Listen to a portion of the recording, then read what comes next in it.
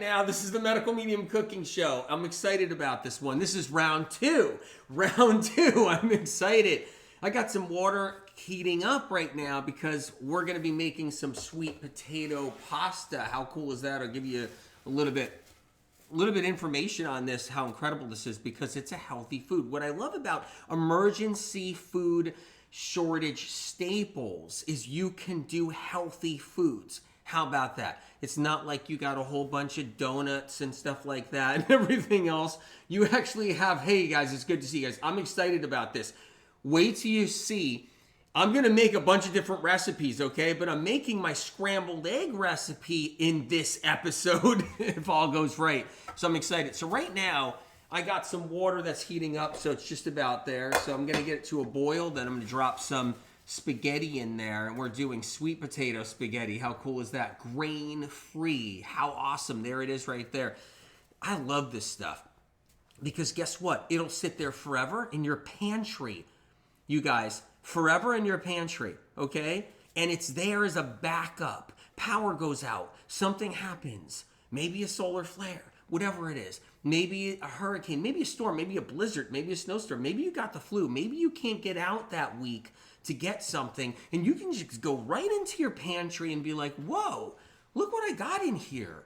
And it's the good stuff. It's not like the crappy stuff out there. It's the good stuff. Good to see you guys. Incredible. It's amazing. You guys are coming on right now. Love it. I'm so glad you guys are here.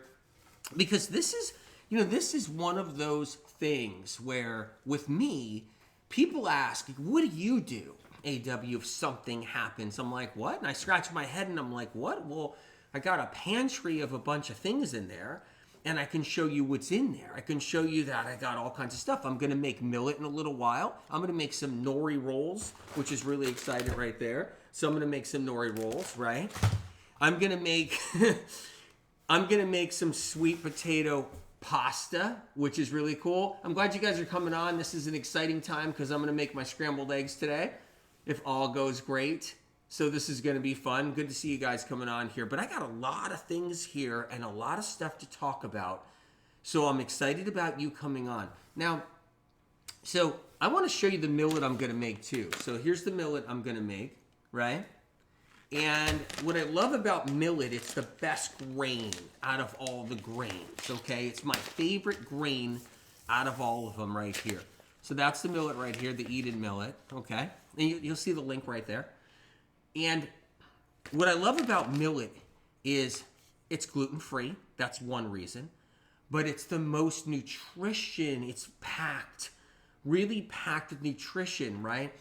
It's low on the arginine. It's low on things like that. So what it is, it's instead it's high on nutrients, which is really cool. So I really love the millet for a lot of reasons right there. So there we go. I just wanted to show you this. It's the most gentle grain too for people. So people with tummy problems, and it's got the gluten-free thing going on, but it's really gentle on the intestinal tract. So I see somebody talking about the Berkey right there. Questions are coming through. There's the Berkey behind me in case anybody, wants to know about that. But let's get cooking because this is what we're doing right now. So I'm going to start the millet because I want to get it cooking. So what I'm going to do is, you'll see the pot right here, if you want, right? I'm going to get about 3 cups of millet to 6 cups of water. So what you do with millet is you want to just do the ratio. If you do 2 cups of millet, then you're 4 cups of water, right? So I'm going to do 3 cups of millet, 6 cups of water. That's what I'm going to do. So that's 3 cups of water right there. So let's keep it going. We'll go 4 cups of water, right? We'll go 5 cups of water. And then we'll do 6 cups of water. So let's get this millet rolling, okay? So there we go. And then we're going to dump some millet in there. So I'm excited about this. You can do so much with millet, you won't even believe it. All you have to do is just have it in stock. If it's in your pantry in case something happens, it's there. It can sit there forever, and that's what's incredible about it. That's why I'm excited, Hey, W, I've healed my Hashimoto's thyroiditis with your thyroid healing book. Thank you from the bottom of my heart. Oh, that's so incredible. Look what I have back here, the thyroid healing book right there. It's so great. That's so great. Okay, so we got 6 cups of water. So I'm going to do 1 cup of millet right there. Do another cup of millet right there. That's 2 cups, right? Gonna do 3 cups of millet. Put that out in front so you guys know which one it is. If you're wondering, if you just got on here, this is the Medical Medium Cooking Show. We're live right now. This is the emergency tips and ideas for food shortage, food storage, all of that. I'm going to put the burner on right here. I'm going to crank it. I'm the #1 New York Times best-selling author of the Medical Medium book series. It's the most popular, best-selling health book series in the world, going on 6.5 years running. If you want to know a little bit about me. So I'm going to grab a spoon out of here. Give this just a little mix. There we go. Now I got the millet on. Let's drop in the noodles. This is so fun. So if you just got on here, take a look. I just want to show you the noodles one more time real quick, you guys. There they are. Now, these are grain-free. This is sweet potato noodles. So if you're somebody that's like, well, I don't want to do any grain at all, so I don't want to try the millet, even though it's the best grain out of all the grains, I don't want to try it, then you don't have to, right? You can keep this in stock. Make sure you have your sweet potato noodles. So I'm going to drop these in here, right? So that's what I'm doing. All right. What happens when you use a tiny pot? We're going to get these cooking. You guys, if you just came on here, this is emergency storage, food storage, emergency food shortage tips and ideas. And we're about to get these noodles in here. We're going to let them cook down in here. And then we'll get them in here. All right. You know why we like doing everything live? Because we have a great time. That's the whole point. We just love having a great time. So I got these noodles in here. They're just melting down. That's what they're doing. There we go. All right. And over here, you guys, I got the millet. It's getting hot already. It's on the burner. We're going to make a lot of different recipes. If you just came on, we're going to do the scrambled egg dish, which is going to be really fun too. But, you know, on round 1, when we did round 1, I just didn't finish talking about the sardines, which is an incredible food for dogs. It's an incredible food for people who eat meat or animal protein, even though it's fish. This is something you can keep on hand, right? This is the wild-caught sardines. That's a great food right there. I can't tell you how many people eating animal protein I recommended these to over the years. Like, I've always been like, well, are you doing the wild sardines? Because that's the best in the world of animals, even though obviously it's a fish, but that's the best it gets. So if you're an animal protein person, I always say keep these on hand. Keep them on hand in the pantry. That's really important. And then you got the salmon too. You got the canned salmon. That's an option right there too. So this is like priceless ideas in a way, because if you're stocked with sardines and you don't have a food for your animals, like your cats and your dogs, this is an incredible thing you can do right there for them, is having this on hand like that. I mean, I give sardines to my dogs anyway. So I do that anyway, but I have a backup that, you know, that I won't touch. So there's a backup in case something happens, in case there's a storm, in case, you know, the grid goes down, there's no electricity for a little while, anything like that. You mentioned tuna last time. Isn't mercury a problem when it comes to tuna? The tuna was mentioned for cats. So that's what the tuna was for. It was for cats. But if you're worried about the mercury with the tuna and your kitties, that's why I recommend the sardines. But the reason why I offer tuna for cats, not because I want your cats to have the mercury in tuna. That's not why. Because cats are finicky. A friend of mine has cats. They won't eat anything but tuna. They'll starve. Their cats will starve. A friend of mine has 2 kitties, and the kitties won't eat anything but tuna out of a can or out of a package, right? And so if that isn't there, the cats will literally go hungry. So it's just an option. That's what the tuna's for. I'm not sitting here eating tuna. I'm not telling you to eat tuna. Of course you can eat tuna if you want. Of course you can. But anyway, so there's the sardines, which is an incredible food to have on hand, right? This is a great food. Also, if there's something happening. Now, people use this food right here anyway. They use this dried dog food anyway for their dogs. They mix it in with other things. They mix it in with meat. They mix it in with vegetables that aren't dehydrated, right? But this is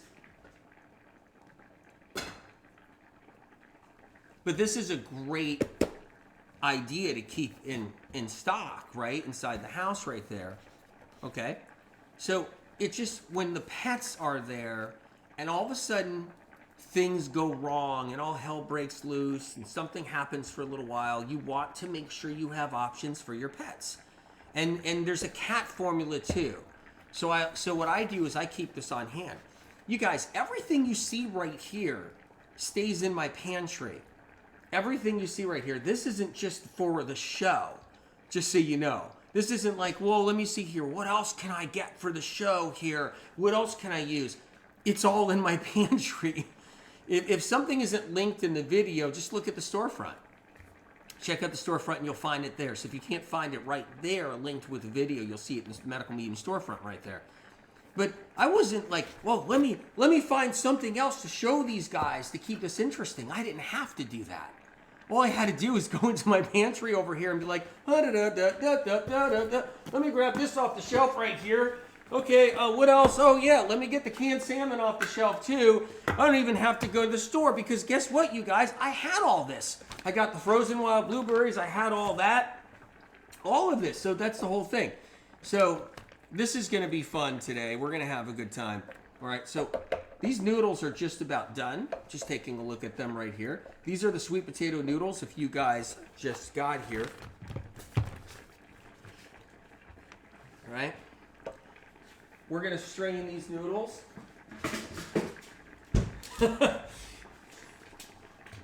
Yep. I'm glad you guys are coming on. Do you guys have anything? What about you guys? Do you guys keep anything too? Ever in your storage? Do you keep a few beans in there? Do you keep some dried rice in there? Everything counts, you know? What I love about this is if you're worried about like shelf life, if you're worried about a date expiring on a can, you can always consume it. If it's 2 years later and nothing happened, you can always consume it. You know, with me, I don't worry about it. It's like I don't worry about that. If it's in the can, I mean, unless it's 20 years in the can or 10 years in the can. But still, it's just such a great inexpensive way to keep some things in stock, in storage. A few cans of this and a few cans of that. How incredible is that, right? So, if you guys just got on here, it's the Medical Medium Cooking Show. We're doing tips and storage, food shortage ideas for emergencies. I'm going to make the scrambled eggs, but right now I'm busy making pasta. I'm making the sweet potato pasta is what I'm making right now. And I'm talking about sardines. I'm talking about canned salmon. We're going to make some sauce next. So let's get the tomato sauce going on here. So I got the strained tomatoes. Best tomato sauces there are, hands down. I mean, there's other good ones too, but this is the best ones that I've ever had. So it's a product of Italy, says it right on the front, right? So what I love about these tomato sauces is there's no salt, there's no additives.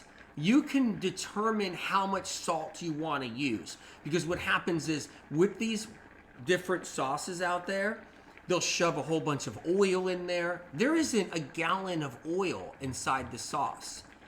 I want to make sure that my options are healthy. that if I'm gonna need something and there's a shortage or something like that and I'm gonna need a food, I want to make sure that I don't have something that has a gallon of oil in it, a quart of oil in it. I want to make sure there's no preservatives in it. I want to make sure there's no natural flavors in there. I want to make sure there's no citric acid, and that's the difference right there. This is the best tomato sauce, Nick says. It really is. There's no question. Bio Nature is that amazing. So that's it right there, the strained tomatoes. Now, Bio Nature also has the tomato paste. I live by these. I mean, I actually use the tomato paste with a lot of different recipes. I'm going to show you a couple of recipes with the tomato paste. But the point is like you can keep these in stock inside your pantry, and it won't hurt anything or hurt anybody. How great is that? Good to see you guys coming on. We're live right now, so let's go. Let's start making some different things. Let's make a tomato sauce. If you guys just came on, I got millet cooking right here. This is the millet that's cooking. We're going to make some millet nori rolls. We got all kinds of great stuff we're going to do. I'm going to make some sauce really quick too. And we're going to make it right here because these are done. I'm going to strain the pasta. Just bear with me for a second, you guys.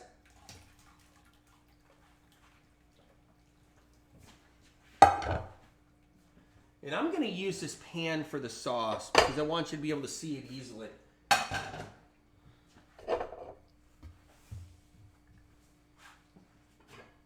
I got a bowl right here. We got a lot of things going on. There's a lot of moving parts here. This is fun. I probably would say that this is my favorite show out of all the shows. Is Emergency Food Tips. Love it. So I got the beautiful noodles right here. Let's just take a close-up on those noodles before we get going. This is the noodles. Right there. Just gorgeous. Look at that. Grain-free. Let's make a pasta sauce. Too fun. It's so simple. A pasta sauce is so simple. You pop the top just like that. Okay? Pop the top. And you pour it in. That's what you do. Right? You just pour it in.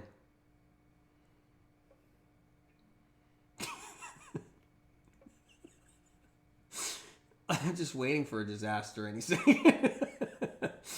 You know, you just spill the sauce, something goes wrong.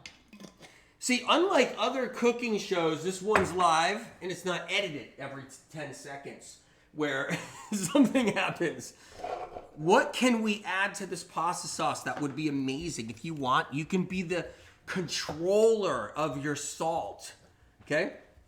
If you want to put a little bit in to make it taste good because the power's out or something, you don't even have to heat it up. That's what's incredible.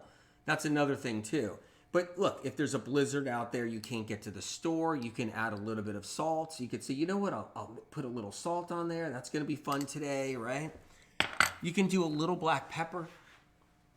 Why not? I'm going to put a little bit of black pepper in my sauce. That's all. Okay? I'm going to put a little bit of thyme in here too. So let's do that. A little bit of thyme in the sauce, right?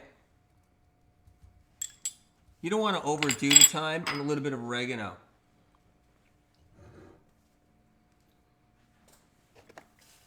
So we're going to do that next. A little bit of oregano in here too. Okay, I'm going to show you right here. I'm going to get the pan in front of you. Sauce is already about to pop.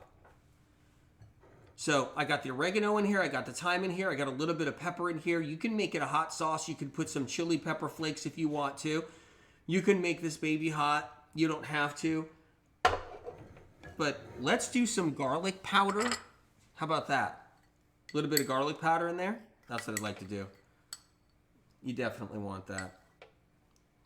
Always keep garlic on hand. Always keep garlic on hand. Something happens and it's emergency, they do last. I mean, you can keep garlic around for a long time if there's an emergency. So there's nothing wrong with that at all. So that's something you can do. I'm gonna mix this sauce up because it's just about ready. It's already heated up. You know, I love tricking friends and family. I'll take some emergency staples, put something together, and they'll think it's like I cooked all day long. They'll think it's like five-star chefing. AW, God, this must have taken you half a day. Yeah, it took hours and hours. You guys hit the follow button if you're here so you can learn about, know when my next show is on, all of it. So I'm just mixing this a little bit.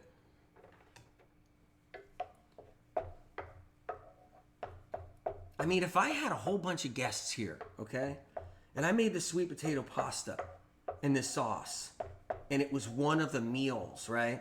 Maybe make them make your guests a couple of different things. You got family over, you got friends over. They'd be like, AW, this is incredible. Did you actually grow the tomatoes yourself? Yeah. This is about having a peace of mind. That's what this is about. A peace of mind, okay? That's ready. That's hot. That's ready. Let's take a look right here. Okay. I'm going to pour some sauce in. Maybe we can get a camera view on that. I know about stuff on hand, of course. Let's just get this. Let's just get this in here. All right. I'm going to pour some in here.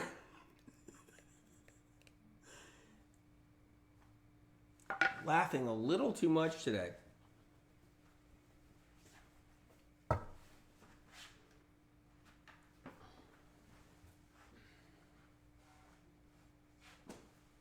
All right.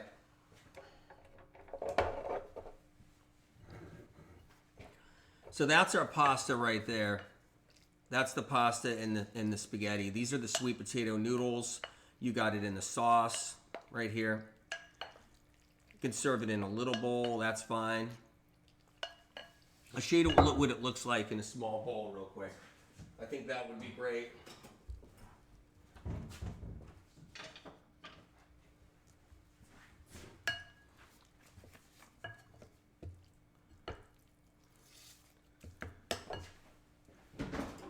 If you guys just came on here, okay? It's the Medical Medium Cooking Show. And we're looking for a fork. So what I'm gonna do is put some of this in this bowl like this.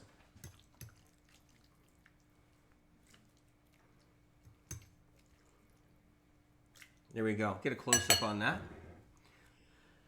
So these are the sweet potato noodles. This is a healthy alternative. This is something you can make in minutes. Keeping this on hand is so important. I tell friends to keep this on hand. This is such a great option right here. I mean, you can do anything with it, really. I mean, I'm doing just a couple of quick things with each item. You're getting hungry now, you guys? I see that. But you can do anything with this. This is so fun. So we got the millet cooking, which I'm going to check in a second.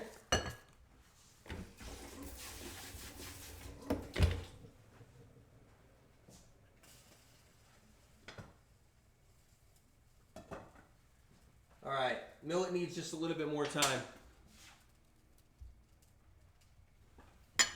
Great, great. So you guys, I want to talk about what I have here. I got a lot of different items in here. I got salsa. You can do anything with salsa. I got a lot of different things. I'm going to make the sun-dried tomato dish next, which is going to be really fun. So if you don't have, I just want to talk about the salsa for a second. If you don't have the tomato sauce, and that's what's great about these emergency staples.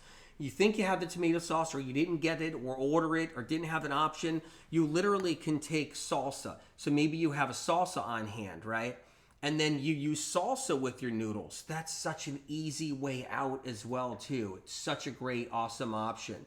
And this salsa doesn't have the citric acid in it, and I'll talk about that. It doesn't have anything bad, and there's no vinegar in this salsa.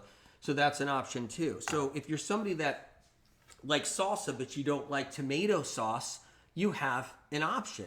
I mean, how great is that? It's really a wonderful thing. Let's do some sun-dried tomato stuff, and that's next right here. So I'm going to move this over.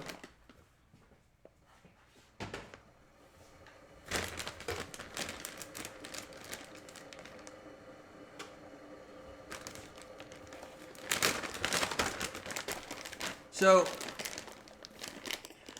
these are sun-dried tomatoes. You can do anything with them. I love to put them in nori rolls with millet. I'm going to show you that option in a little while. I like to use them for different dishes. I like to keep them on hand. They stay forever. So here's what's amazing about these sun-dried tomatoes. You might be like, oh yeah, sure, okay, I can get sun-dried tomatoes. I can get them anywhere. Why get them here? Like, why get them now? It's rare. And I say this. There is hundreds of sun-dried tomatoes out there. Like products, sun-dried tomato products. They're in jars, they're in glass bottles, they're in bags, and they're loaded with road salt. Pound it with road salt. And then the ones in the jars, the glass jars, pound it with citric acid. Pound it with preservatives.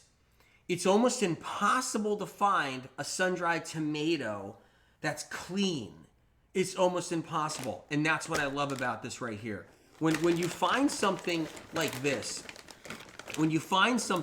that's that pure, that's not loaded with all kinds of junk, it's like, oh my God, score, major score. It's gold. And that's what people don't know about. They'll be like, okay, I'll go get some sun-dried tomatoes. Okay, all right, go do that. And they're just going to be bad. They're going to be low quality. They're going to be pounded with salt. They're just going to have all kinds of problems. And that's something you want to avoid. And so what I love about these is they're that good. It really is impossible. So Gianna says it really is impossible. Happy you found a good one. It's so good, Gianna. It's so true. It's hard, it's impossible almost. I can't tell you how many years I've run into that. Like, okay, I finally found a company and then it's gone. And now I'm stuck with just bad sun-dried tomatoes. And now you're trying to soak salt out of your sun-dried tomatoes. You're trying to soak road salt out of them, and it doesn't come out. It just doesn't happen. So I'm going to show you how this works here. So here's some sun-dried tomatoes here. So let me get a glass bowl for this. That'll be fun. We'll do a glass bowl. We're going to put these sun-dried tomatoes in the bowl. This is how easy it is. What I like to do is hot water soak them. Okay, so let me get enough of them here. That looks pretty good right there. Right?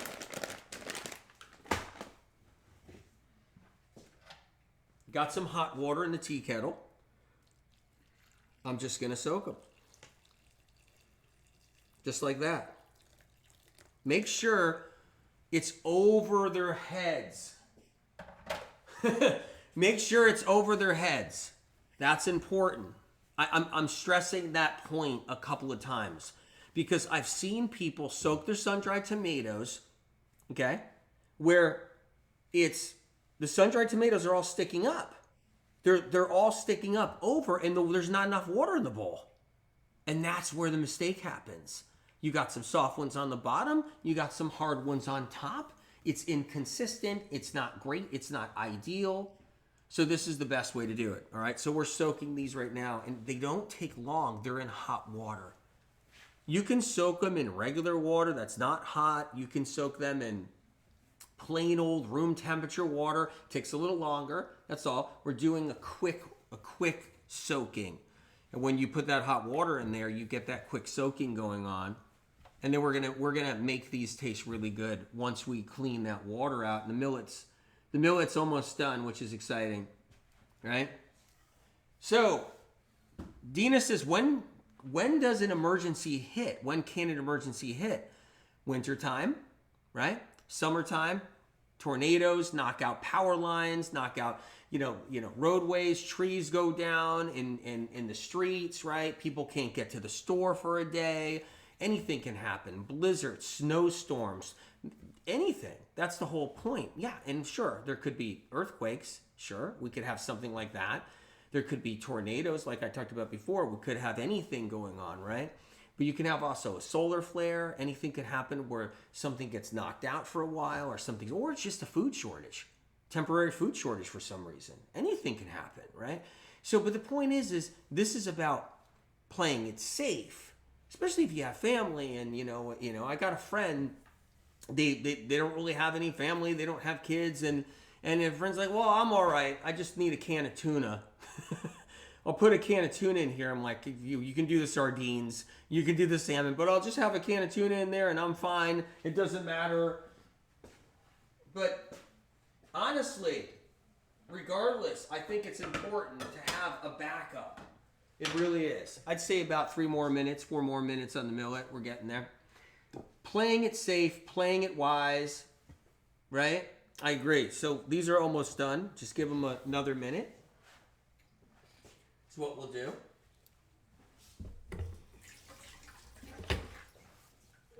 You guys, if you came here and you're here now, I got a surprise. I'm making scrambled eggs. I hope you like them because they're really, really good and they're yummy. Let that soak a little bit longer. I want to show you something. This is how fun this show is. I can't wait to show you this right here. Your mind will be blown.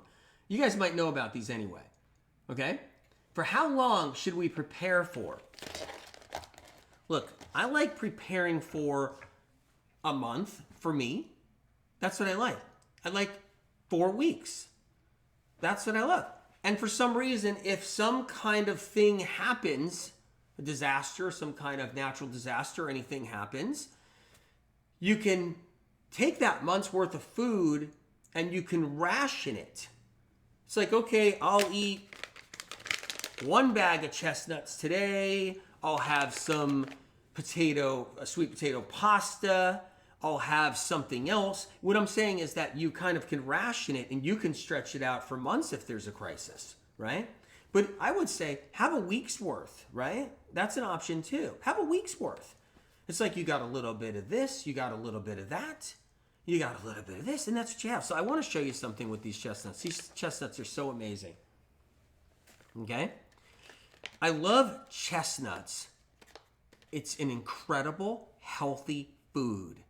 A really healthy food, right? So it's got a lot of trace minerals in it. That's what I love about chestnuts, right? They keep in the package. It tastes like kind of a potato, like a starchy potato, okay? Have you guys ever tried chestnuts? I want to ask you that question. How many of you guys tried chestnuts? I'm just curious, right? They're super low in fat. No, they're low in fat. It's not an overt fat. This isn't like a nut. This isn't like a peanut, an almond. This isn't like a cashew, right? And you can have some of those on hand too, right? All that, but this isn't like that. This is no fat. There's fat in every single food there is, but this is not an overt fat. These aren't fatty. They're not. But this is an incredible food. I want to show you this, okay? So you guys haven't tried that?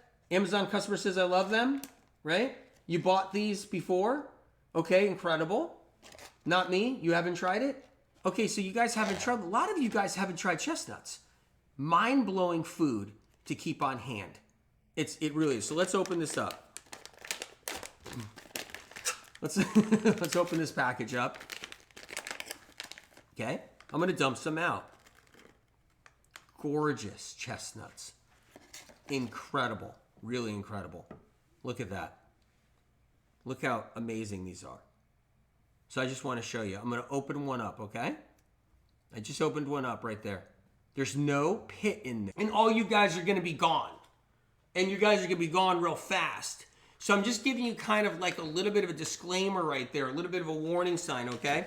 Or warning message is you're going to eat the crap out of your chestnuts and they're going to be all gone. So what I do is I make sure that I have them in a different pile. All right, so this is done.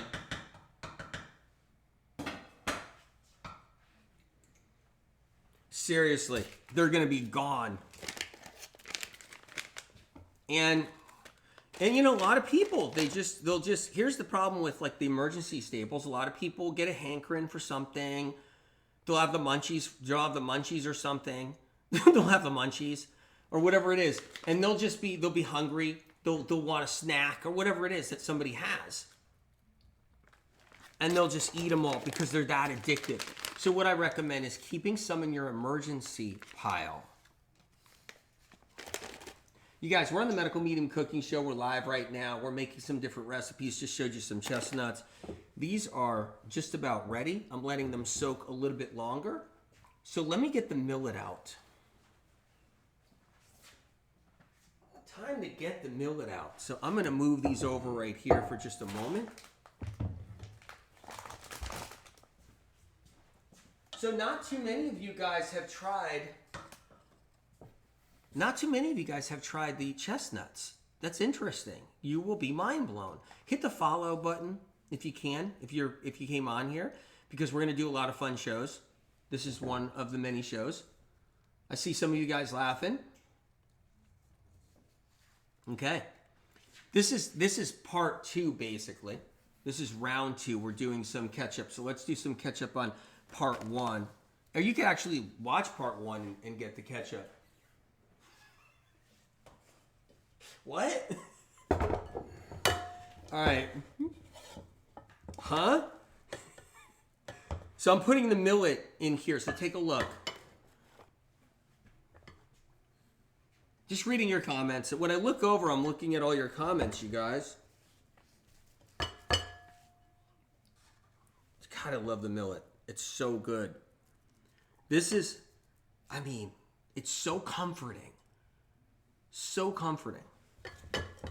It's one of those grains that just really tastes good.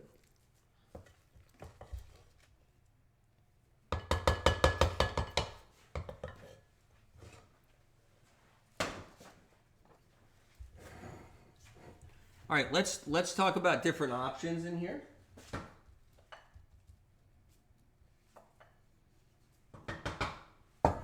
Okay, we have our millet in the bowl. All right, so I'm going to go into my emergency staples right now. What can I put into my millet that I would really enjoy? What can I get in here? Well, take a look. I got some dates. This is going to be fun. I'm going to take the pit out of these dates, right? And I'm going to chop these dates up. So let's get some of these dates here. I'm going to make a sweeter version of millet. I got 4 dates I'm going to chop up, right? All right, so let's do that.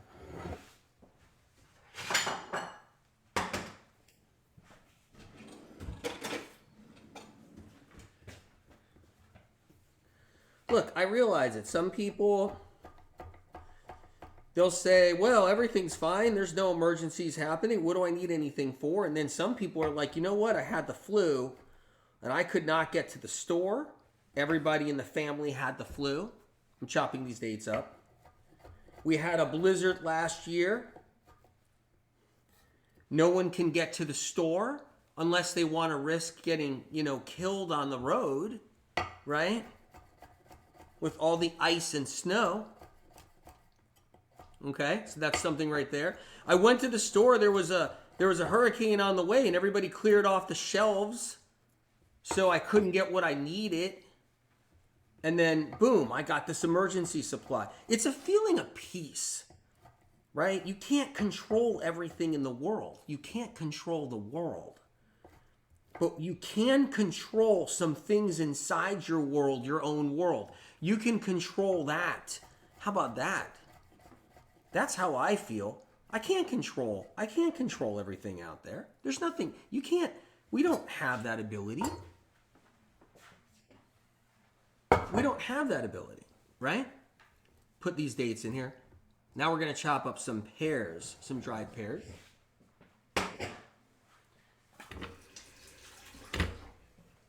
But in your own environment, you have control. That's what's amazing.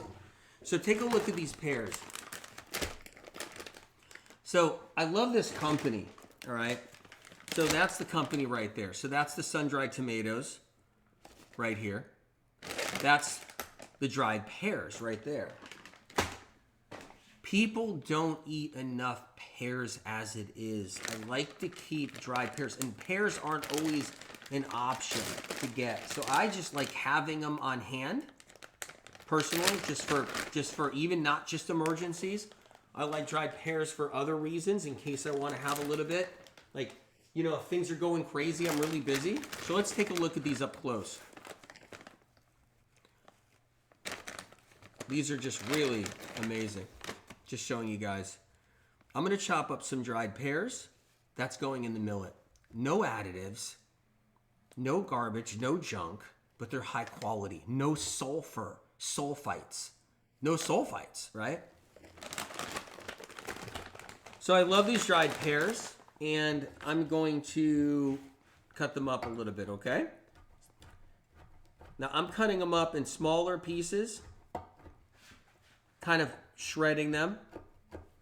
They'll soften up in the millet pretty quick, but I still want to cut them up a little bit.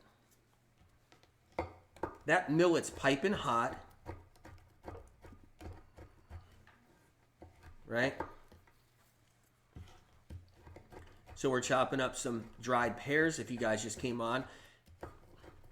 If you don't know who I am, I'm the #1 New York Times best-selling author of the most popular health series in the world, which is the Medical Medium book series.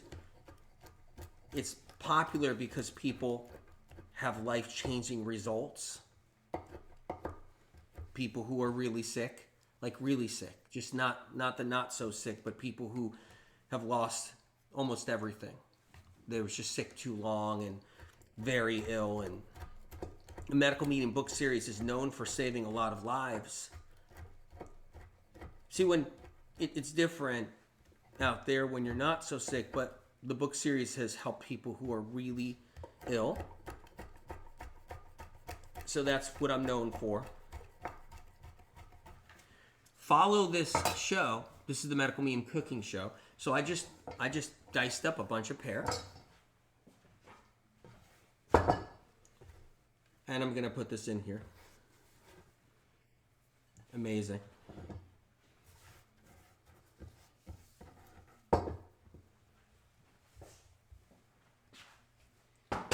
And then we're going to take a look and see what else we have in all of our fun stuff.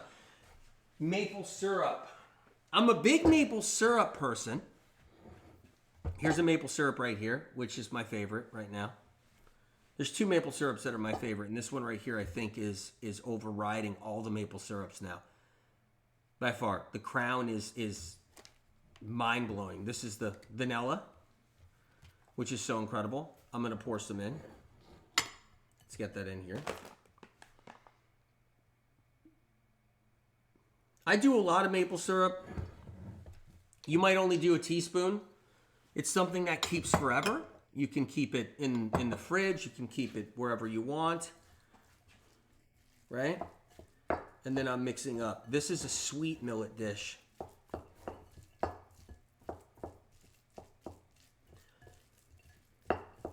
What's incredible about this is it's so healthy for you. Right? You know, what happens is when emergencies happen, I've seen this before, someone runs out and they order a pizza. Did you know that? Did you guys know that?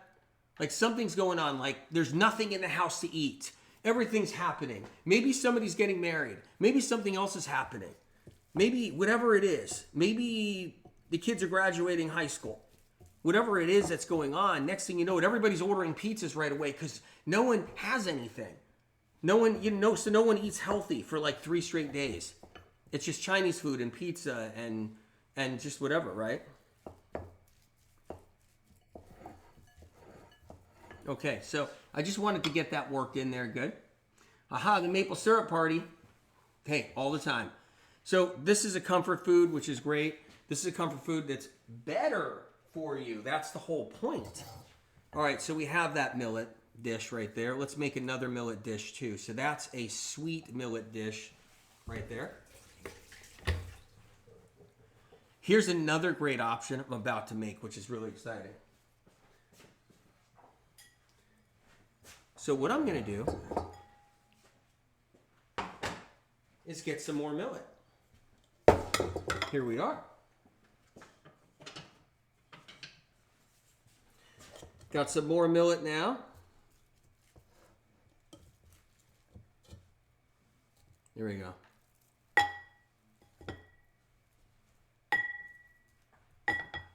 I could put a little bit more. There's so much millet in here.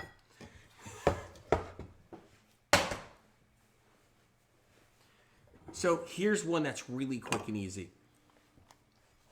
It's the salsa millet version right there.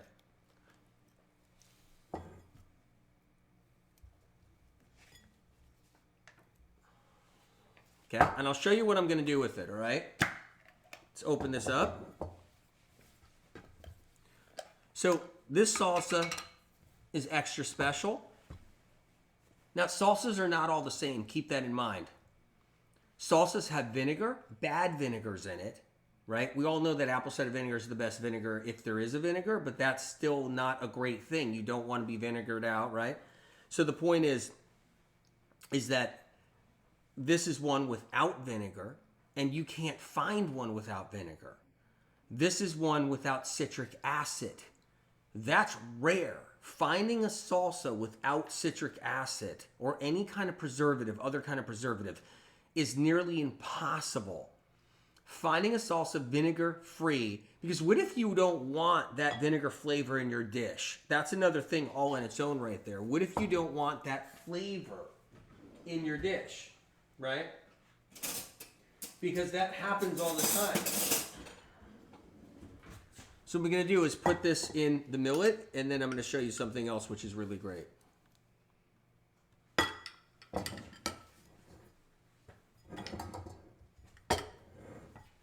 I'm going to put peas in here. As you'll see, I'm switching things up. You don't have to do millet. You can do peas.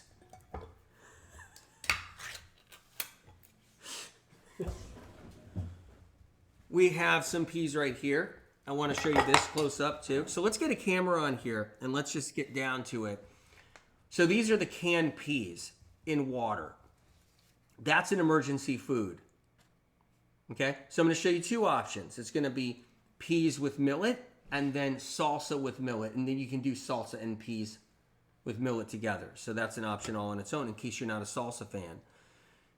But I like having lots of canned peas on hand like this because if there's an emergency of any kind or a food shortage, this is the quickest, healthiest version right there. It's like, whoa, how cool is that? So these peas are not in salt, and I'm going to check. I'm going to double check. I'm going to double check right now, and it could be with salt. It's very possible. All right, so I'm looking. Let me find the ingredient list in these peas. Ingredient list, organic peas water. No added salt right there. So I want you guys to know that. No syrup, no salt, no anything. You're taking notes? Incredible. I just saw that. I'm glad you're taking notes. So there you go. Okay. I love these peas. So what you can do is you can put them on your millet. So let's do that.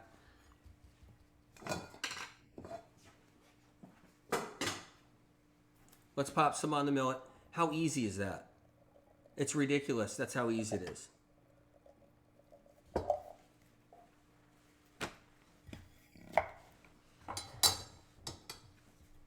So you got some beautiful peas, organic peas, which is important, right? You can keep them as a staple.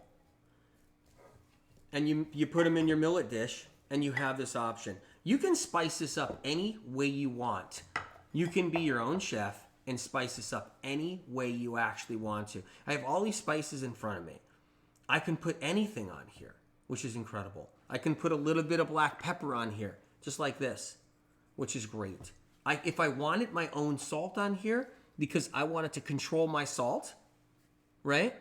I can put a little bit of salt on there, just like this. You know, I can flavor it in any way. I can put garlic powder on here too. I can make this one more savory. So I can put a little garlic powder, right? I can put a little bit of that on here. Look, garlic powder right on there. There you go. See that? So that's one dish. Let's get another one going. Actually, we can go the salsa route and just bring salsa in here. So let's do that. How easy is that? And we can put a little bit of salsa in here and mix that in. This is the savory, kind of a little bit of sweet flavor. There it is. And that's the hot millet, the peas, some spices in there, a little bit of salsa. So simple. Think about it though. So I love having these backups. You can just do the peas on their own, literally just on their own, like that. No problem. You can do the salsa.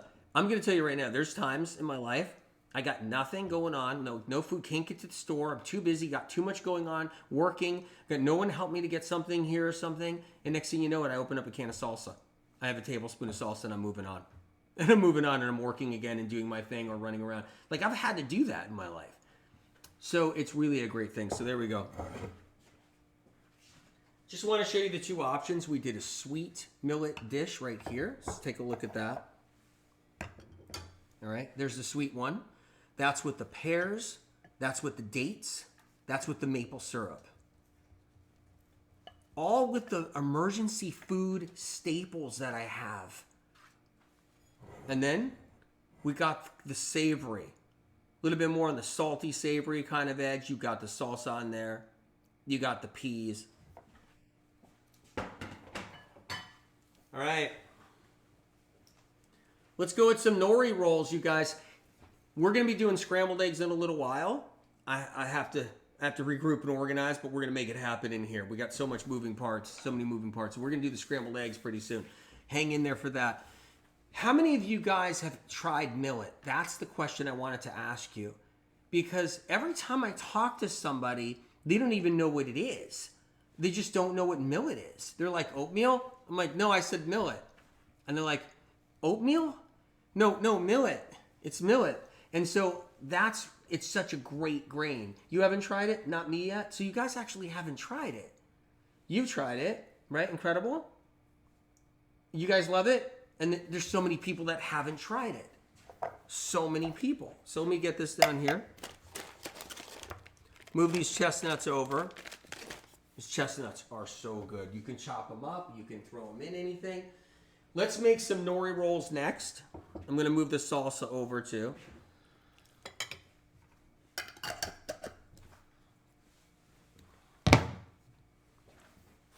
Move the salsa over. I got the sweet potato spaghetti. I'm going to move that over too. And we're going to do the sun-dried tomatoes now.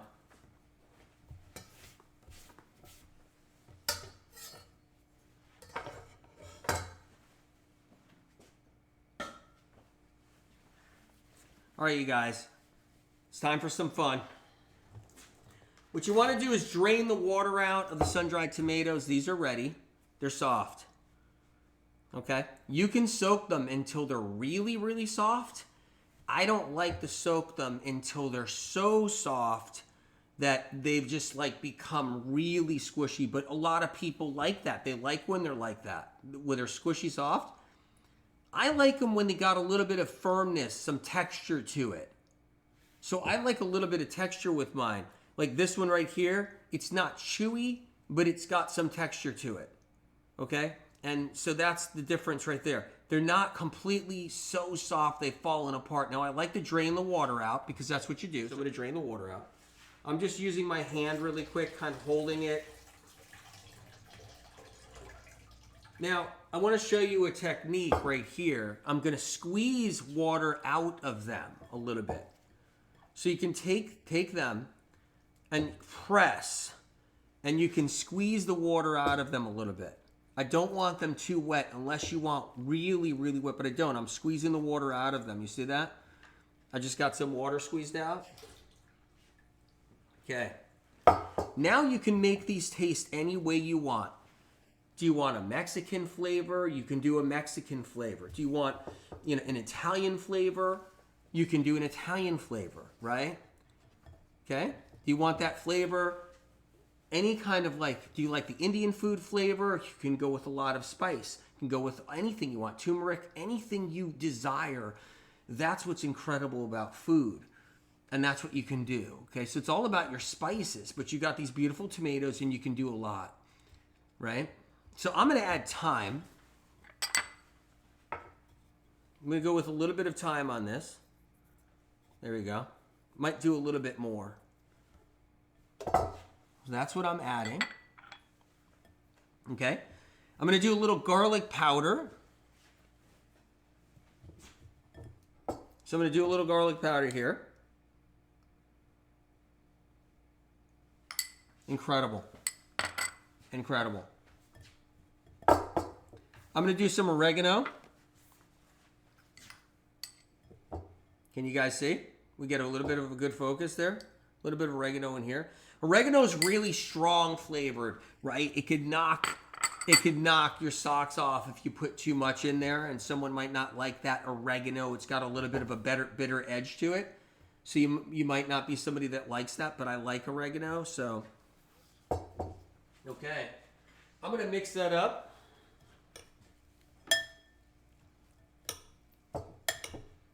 Kind of get the flavors in there. Now, you can add your own salt.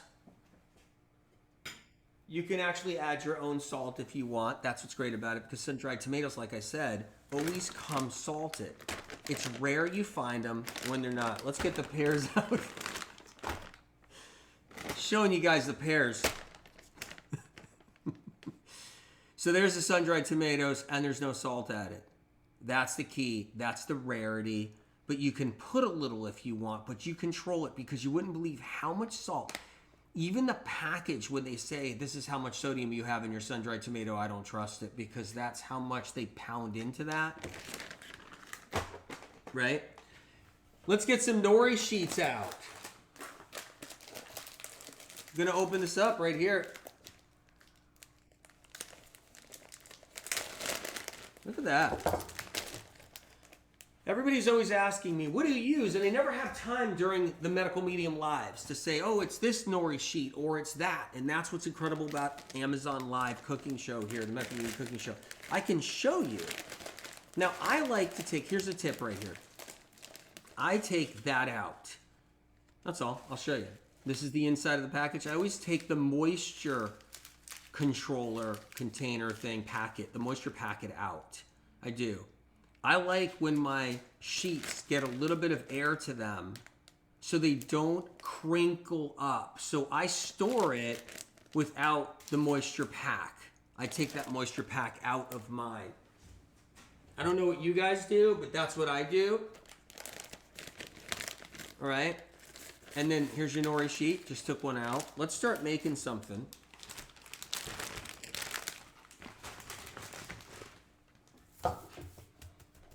Okay, so the millet's moist, the tomatoes are moist, all right? But you still want to moisten the sheet, okay? So you can use a little bit of water to do that. Not a lot. You don't want a lot of water on your nori sheets. What you'll find is when they're fresh like this, the nori sheet comes fresh out of the package. You'll find that they'll crinkle, and they'll, if you roll it up and you don't moisten it up, it'll just fall apart. It'll just crinkle up and it'll shred, right? That's why I take also the moisture pack out, is what I do. Just gonna get a couple more drops of water on here wherever I can. But I don't want to soak this thing to be soaking wet, because if the sheet is soaking wet, then you have a whole nother problem on your hand. So I just put lightly, I put that on there. So let me get some millet going. Got the millet right here, right? So I'm going to put some on.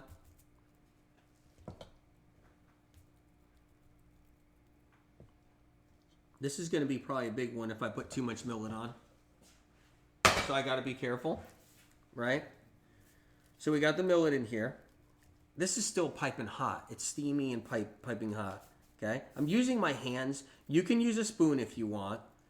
I'm using my hands to kind of distribute it around like that, okay? Here we go.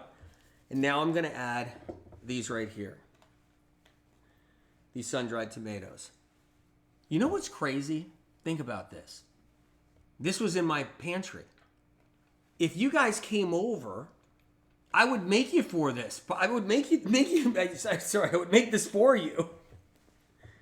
And what's crazy about this is this can sit there for a year. This can sit there for 2 years. I want to tell you something interesting. I've had sun-dried tomatoes sit in the pantry for over a decade, and I can still use them. Over a decade. Millet can sit in the pantry forever, just like this, for emergencies. Sun-dried tomatoes, and guess what? Nori sheets can sit in the pantry forever. So it's like, it's fine. Right? And so you can use this. This is what's incredible. Any kind of emergency going on, you can use this. It's like, whoa, I have this. It's sitting in there forever. I can use it whenever. So I just rolled this up right there. You get a little bit that pops out the edges, but that's how millet works, right? And when you roll up noris, a lot of things can pop out of the edges. Okay. So you have a nice nori roll right there. And it's just settling, and then I'm going to cut it. You can cut it in half if you want. You can do that. You can cut pieces like this. So I'm going to cut pieces like this, right? There's one. You can cut them thin. You can do that too. Like, you might be like, okay, well, I'll do a whole plate of these thin ones. Look at this. What I do is when I cut them, I do it like a sawing action is how I cut my nori rolls. If you don't, you're just going to crunch it down. So you want to be able to saw so that blade can go through there, right? And I'm going to set them up for you on a little plate. How about that? It's a medical medium cooking show. We're live right now. We're talking about emergency foods you can keep on hand for any kind of emergency, tips and ideas. You can pull them right out of your pantry, and you can be like, you know what? I don't have to go to the store. I don't have to go do this. There's a blizzard out there. There's something else going on. I don't have to worry. How about that? I mean, really incredible. So I'm going to get a little plate and pop these on.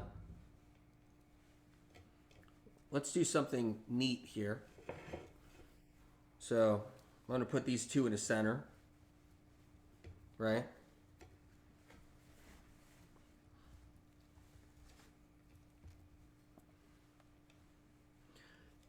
I'm going to make another one too. Well, you can make a bunch of them. You can sit here and make these forever. I mean, you can just have fun, right? Here's what's really funny about this, okay, you guys? Okay? Take a look. If I had a guest over, if I had family over, and I served this as an appetizer, they'd be like, you must have killed yourself today cooking.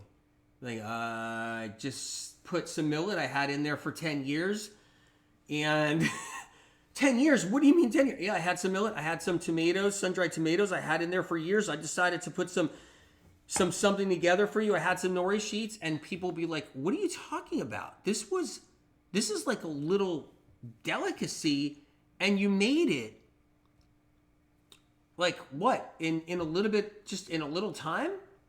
Yeah. I didn't have to go to the store. I didn't have to kill myself to make this thing. Right, you guys are laughing. Isn't that true? Can you imagine? It's like I could probably make out of these emergency foods a whole bunch of these killer ideas, and people be like, that was like a 5-course meal, different appetizers and the whole bit. Okay? So you got to remember, if you want avocados, you're not going to possibly have avocados on an emergency situation. Sure, if you want to stock avocados every day, right, where you have a couple of avocados, but that's not always the case for emergency situations. This is when literally, you know how you get got? That's what it is. Know how you get got? Right? It's that one day you don't have an avocado. It's that one day you don't have something. And it's that one day something happens and you could have had this emergency setup where just some of these simple things, you don't have to have it all. this is everything from my pantry, but you don't have to have everything. You can just have a couple of things. You can pick and choose, but at least you got something, and it gives you a little bit of a peace of mind, which is really great, right? I want to show you the canned papaya. I can't help it. It's that incredible. I want to show you really quick. It's that amazing, right? Okay. Let's talk about what you can cook with without power. Without power, like you can make something without power. A lot of emergencies happen and you always still have your power, or you got a generator. A lot of people have generators, right?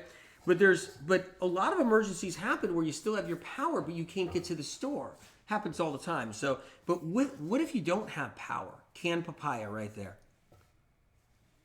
Amazing. It's not in syrup.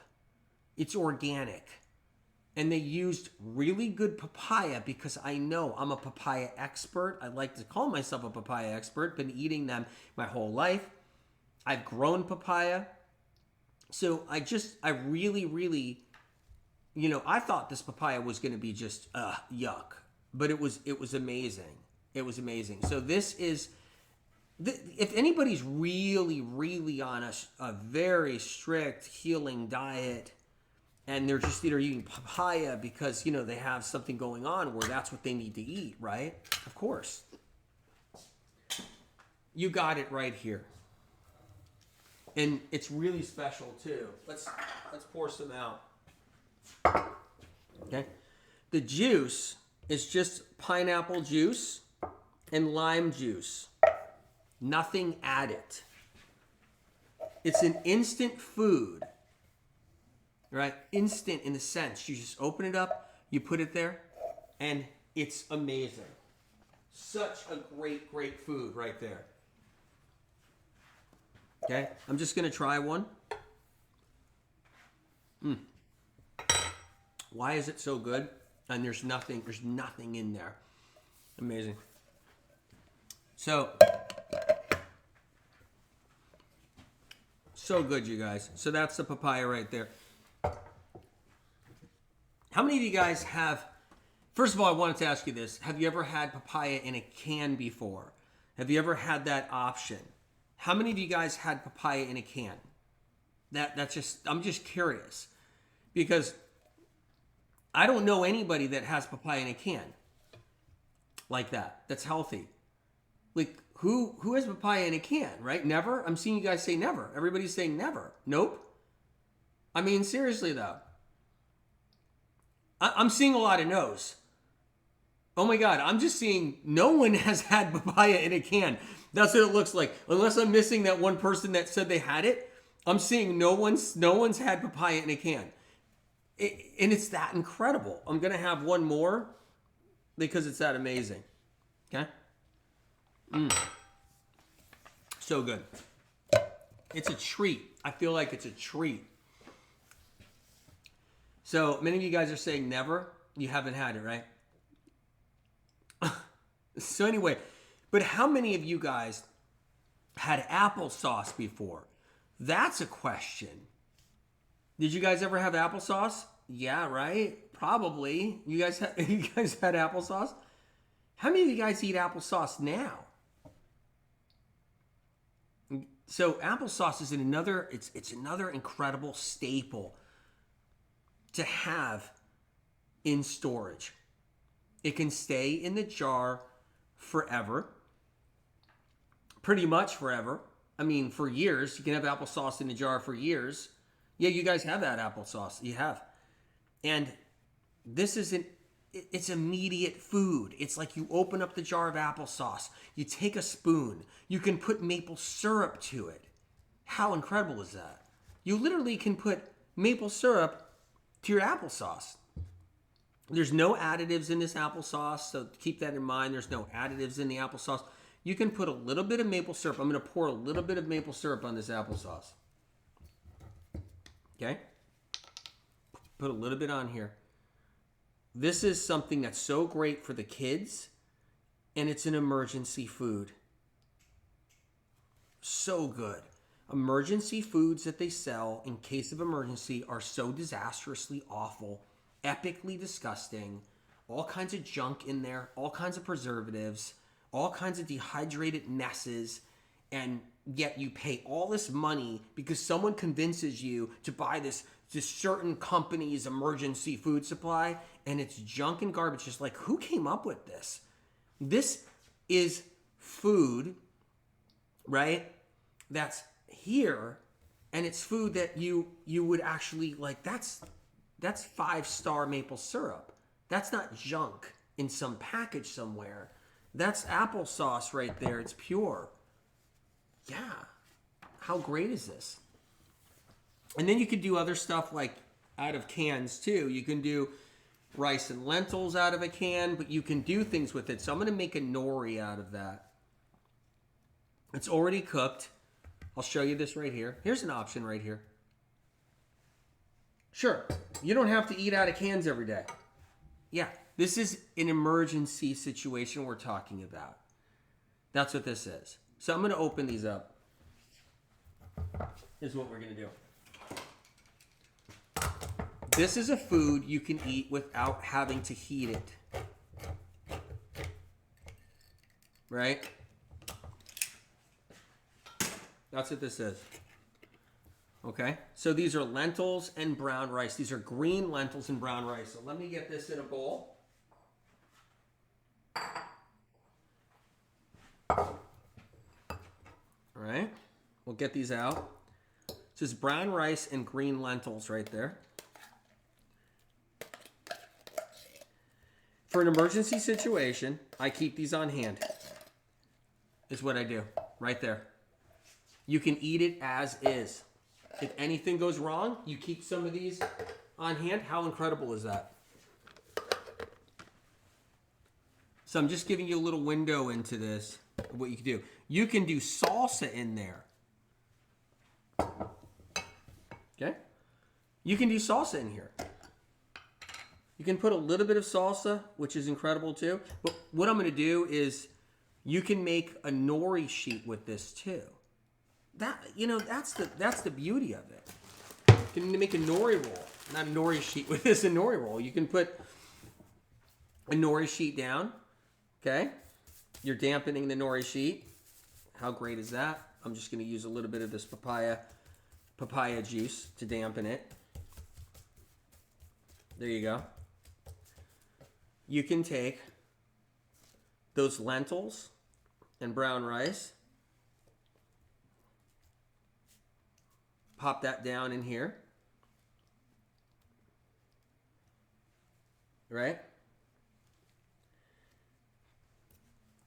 You guys are seeing? And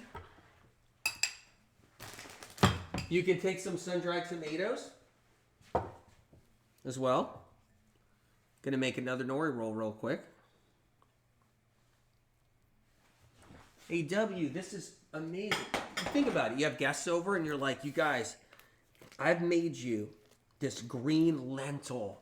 I've sought these green lentils out from across the country, across the world, and I got this incredible short grain brown rice right here, and I got these beautiful sun-dried tomatoes from Italy, or whatever, right? You're just saying it's like, and I'm gonna make these gorgeous nori rolls for you guys, right? And sit down. Everybody sit down at the table. I got another appetizer coming out right here. You guys are going to love this one, right? Everybody sit around the table. We're going to do another incredible appetizer. But that's what I mean. That's how awesome this is. And it's your emergency food right there.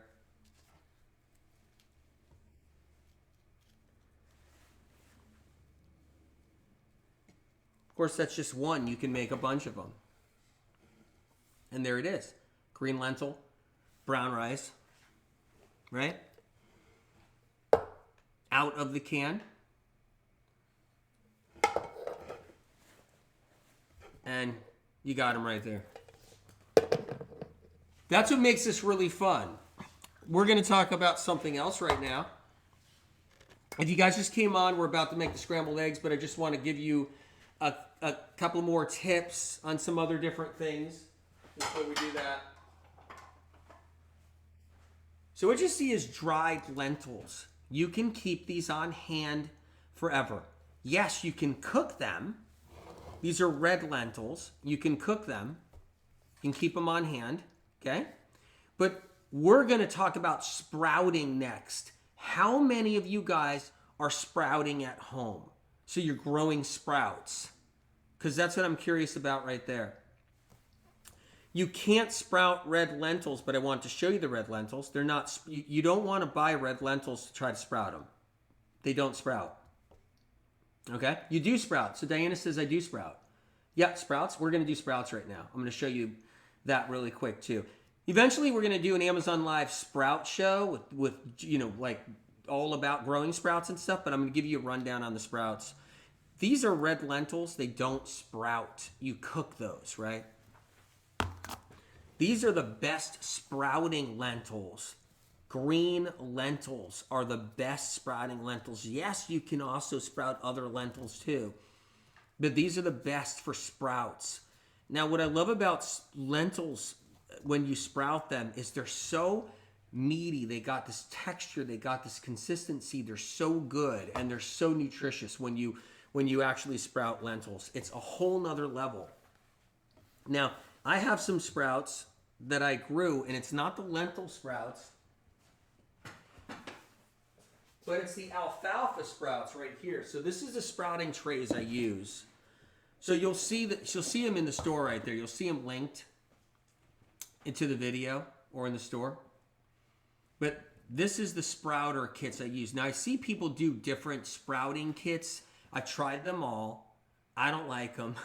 This is the one that I like. Of course, you can use any one you have, but this is the one that I really love. And so I'm taking, these are alfalfa sprouts right here. Look at that. How incredible is that? Incredible, you guys? So here you go. You got an emergency situation happening in life, right? Could be anything. And you can grow your own sprouts. Fresh vegetation. You can literally put this in any of the dishes that I'm talking about here right now. You can put this in any of the dishes. We'll do another close-up on these too. Are you guys blown away? Because it's that incredible. You can have these fresh, beautiful alfalfa sprouts, highly mineralized. Now let me get to that point now. That's the next point I want to get to right now. This is really important. This is a very important point. So what I use is the automatic sprayer because I grow a lot of sprouts and I don't want to sit there squeezing all the time because it's not evenly distributed either too when you're just squeezing it and everything like this. I like to just have the automatic sprayer go. So that's how I like to do it. That's the automatic. You can hear that? You guys hear that in the mic? And what I put in there is the ocean sea minerals. So you're getting all the trace minerals. You can't put this in straight. You got to read the directions. Now, here's the magic about sprouts. I'm going to give you two incredible reasons why sprouts are so important, like why I grow them, how come I grow them, like why I eat them, right? Okay? One is you can make them so highly mineralized when you use the right stuff. You'll see this linked right there in the video. When you use the trace minerals, your sprouts become supersonic, and that equates to your body, right? What you put in your body. So what we put in our body. So when you grow your sprouts with these trace minerals, it's a whole nother game. A whole nother game. Of course, you can grow your sprouts without the trace minerals, without the sea minerals. You can grow your sprouts without that, right? You could just spray it with water, okay? You can do that. I've done that, and that's fine. There's nothing wrong with that. But what I do is I like to use this, and I never had a chance to tell anybody, and that's what I love about the Amazon Live show, the Medical Medium Cooking Show. It's a chance to show you guys all this, which is if you can follow the Medical Medium Cooking Show here on Amazon Live, hit the follow button if you can, so that you guys, so I can always give you notifications and all that. You'll get the notifications. I'm not sponsored by this company. Someone says he's not sponsored by anyone. Thank you for telling everybody that right here. I'm not sponsored by this company here. I'm not sponsored by the sea mineral company. I'm not sponsored by these trays, the company that sells these trays. Okay? I'm not sponsored by this maple syrup. I'm not sponsored by this tahini. I'm not sponsored by these guys. I'm not sponsored. And I realized that I know you guys probably think I'm sponsored by every one of these products, and I'm not. So, and I don't know if that helps or not with you, or with maybe some people don't care, maybe some people care. But regardless, it's what I use, and it's what's in my pantry. So that's the sea minerals I use. I put them in here. I mix it with water, and I don't put a lot. You don't have to put a lot in here. You don't want it so strong where it's all trace mineral, right? And then I grow my sprouts, right? And lentil sprouts are a whole other game. Now, I don't have lentil sprouts grown right now for you guys, but when you grow the lentil sprouts, incredible. And you can eat the lentil sprout when it only has the root sticking out. Literally, when it just starts to open, that's when you can eat it. They're like chewy but yummy. And you can also sprout them to where they're literally growing. But I love lentil sprouts. That's an incredible option. And then when you do the trace minerals, right? And you grow the most highly mineralized sprouts on the planet, and you have that, it equates to your health. That's what's incredible and amazing. Jennifer says, love that he's not sponsored. So this is such a powerful combination right here. So I want to show you these up close real quick. These are healthy alfalfa sprouts. And that's what I like about these trays. These are really, really healthy. And all the green, and this is what happens when you use the trace minerals. This is what happens right there. It's just a gorgeous, gorgeous situation. So these are the alfalfa seeds. Showing it. So what you do, I'll just give you a quick rundown. I mean, I'll do a sprout show one time because we still have to make scrambled eggs in a little bit. I want to get to those soon. But you soak the seeds overnight. You rinse them out. You put them in the tray. Okay? Sprinkle them in the tray. And that's how you start the process, right? And then there's a process with that. And I can talk all day about sprouts and how it works. But how many of you guys have sprouted? How many of you guys have sprouted alfalfa seeds or lentils? Maybe lentils. That's a question I should ask you. How many guys have sprouted lentils? Not a lot of people. Yeah, the tray's that good. You guys have? So you guys have. This is incredible. I see a couple of not me's, a couple of no's. I see a couple of no's and not me's, right? So fun. So fun. It really is. Okay, time for scrambled eggs. I got a hankering for some eggs. I'm going to take the sprouts away. I'm going to put the lid back on for now. All right. I'm going to move the saucepan away.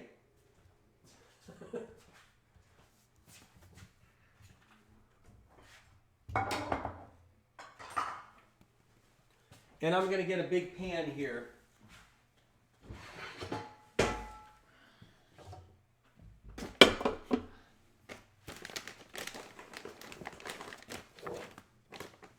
So you guys, this scrambled egg dish is what I feel is mind-blowing. I would love to see what you guys think when you make it. Maybe some of you make it. Maybe some of you guys won't. Right? So you guys don't like scrambled eggs? Will these be real eggs, Patricia says? I don't know. Maybe, maybe not. So I got these potato flakes right here, so let's take a look. I got these potato flakes you can get a 25-pound bag. I got the link in the store. I mean, the link right there in the video. You can get the 25-pound bag. You can get that size and keep it in stock. So what I do is I keep the 25-pound bag in stock. It doesn't hurt. Something happens, you have peace of mind. So when I go to bed at night, I'm like, well, I got some staples. You know, they're in there, inexpensive. It's so great. You guys are excited? LMAO.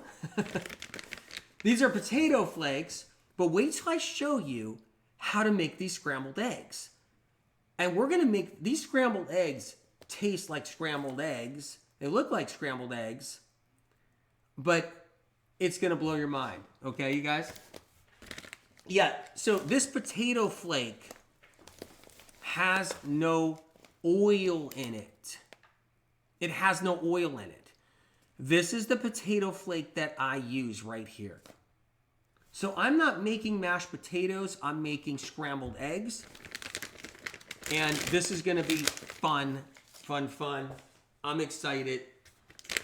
All right, so let me get my measuring scooper to start with here. I'm going to do 4 cups. I'm going to do 2 cups of water.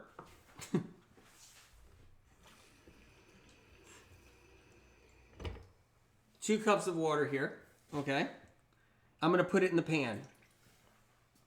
I'm going to turn the pan on.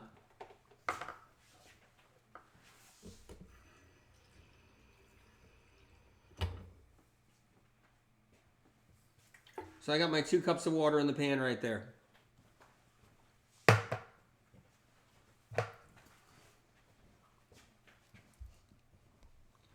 And we're going to make some scrambled eggs. I'm going to get that water nice and hot. I'm letting it get just a little bit warmer. So I'm going to show you the potato flakes right here close up. So these are the potato flakes right here. Now what's incredible is it's literally just organic potato. And that's what's amazing about it, okay? So good. So I'm going to put 4 scoops of potato flakes. Now to make this scrambled egg, I'm going to bring this over right here. Can you guys see that? Okay, try to get a focus on there. There you go. I have 2 cups of water to 4 cups of potato flakes. That's the key. If you change that recipe, you might have something entirely different. So that's 3 cups right there. Now I'm going to do 4 cups. That's 4 cups. I just want to show you guys that, okay? All right, now we're going to do some turmeric, and we're going to go with 1 teaspoon of turmeric. That's the next thing we're doing. 1 teaspoon of turmeric. Try to get a whole teaspoon in here. Okay. So I got a teaspoon of turmeric in here. So I'm throwing that in there. That. We're going to do a 1/4 teaspoon of cumin. So a 1/4 teaspoon of cumin powder.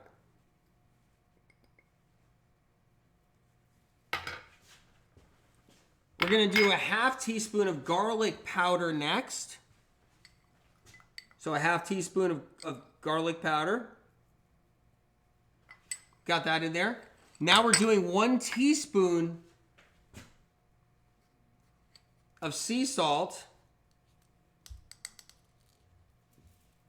1 teaspoon of sea salt. Okay. And then we're doing about a 1/2 teaspoon right here of the black salt. So that's what we're doing next. Now the black salt has a sulfury flavor. And here's what's really cool about the scrambled egg dish. It already tastes like scrambled eggs without the black salt. But the black salt takes it to another level where it is the scrambled eggs. Like there's no doubt. I mean, this dish already has that scrambled egg thing going, but the black salt takes it to that next level right there. So I put that on there. So this is going now on the burner.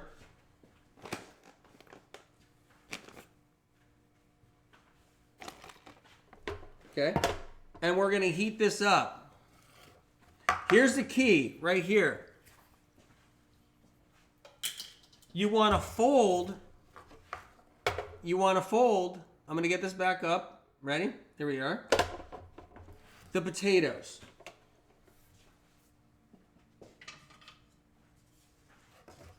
And I'm going to show you when it starts getting hot. So let's just give it a minute because I want that pan to get hot with the potato flakes on there. There we go. Now I'm going to make 2 dishes. 2 scrambled egg dishes. If you guys just came on here and making scrambled eggs, we're using this right here. The potato flakes. All right, so I'm going to fold this in a second. Just letting it get hot. So this is how you do it.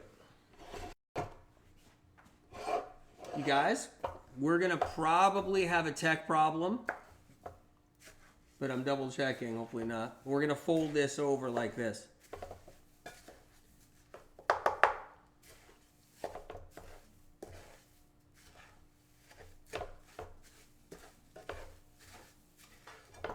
I don't know if you guys can see this. We're gonna do 2 scrambled egg recipes. We're gonna do one as a scramble with some veggies in it, which really is mind-blowing. And we're gonna do